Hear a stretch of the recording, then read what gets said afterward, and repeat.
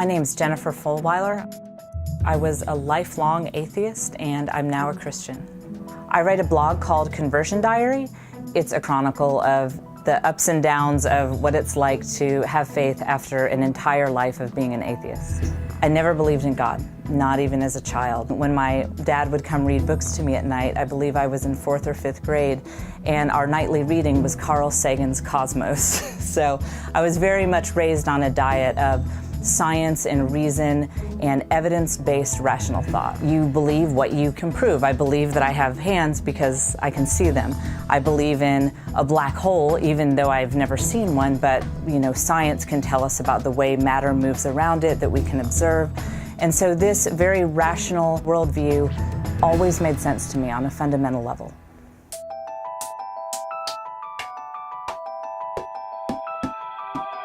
Before I got to the point that I could really start researching faith with an open mind, something had to happen. And for me, that occurred after my first child was born.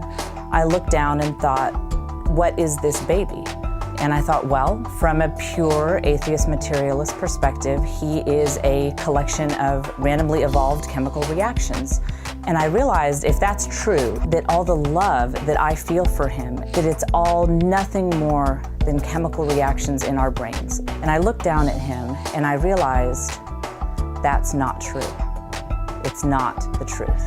I didn't know where to go from there, but that's what prompted me to start researching topics of spirituality. I got my books about Buddhism and about every religion except for Christianity, basically. I assumed that anything could be true except for Christianity. And my husband, who considered himself a non-practicing Christian, said, you might want to start with the one major world religion whose founder claimed to be God. After all, that's a really easy claim to disprove if it's not true. And I thought, well, that's a fair point. I was such a through and through atheist that I have to admit I was ignorant of all these great Christian thinkers. What about Thomas Aquinas? What about Augustine? What about Descartes? I mean, all of these great thinkers throughout history were not only theists, but Christians. And I was really surprised when I actually found these very intellectually rigorous books where people talked about their faith from a place of reason and not a place of emotion. And when I looked at evidence like that on the whole, I started to think something explosive, something world-changing happened in first century Palestine. You have this guy named Jesus who comes from a lower class region, gains a bunch of lower class followers, and ends up being executed by the Romans.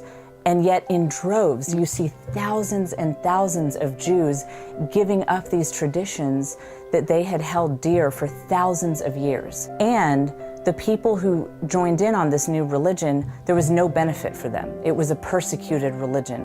People who joined this religion didn't tend to work out too well. They tended to lose social status and often face death.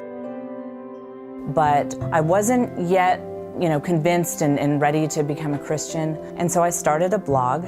I just threw out every hard question I could think of. I just put it all out there on the blog. And as I would watch the atheists and the Christians go back and forth and debate, I realized we atheists, we don't have the lock on reason that I thought we did. But what I saw with the Christians was they had that too. They had all the knowledge of science and material world that we atheists did, but yet they had the total picture of the human experience of love and triumph and hope, and they could articulate that in a way that the atheists couldn't.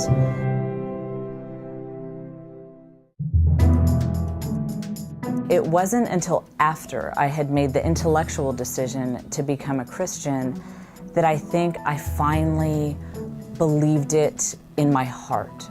When I set my pride aside and said, okay, I feel like I'm talking to myself, but Jesus, I want a relationship with you. I want to know you, even though I don't know how to go about doing that. This peace entered my life, this joy, the way my whole being was transformed. There was just no question that this is somebody real. I think that not only am I more alive now that I'm a Christian, but I'm so much more intellectually alive. Finally, nothing is off limits. I can ask questions about science, but I can also ask questions about the spiritual world, and I'm free to really seek the truth.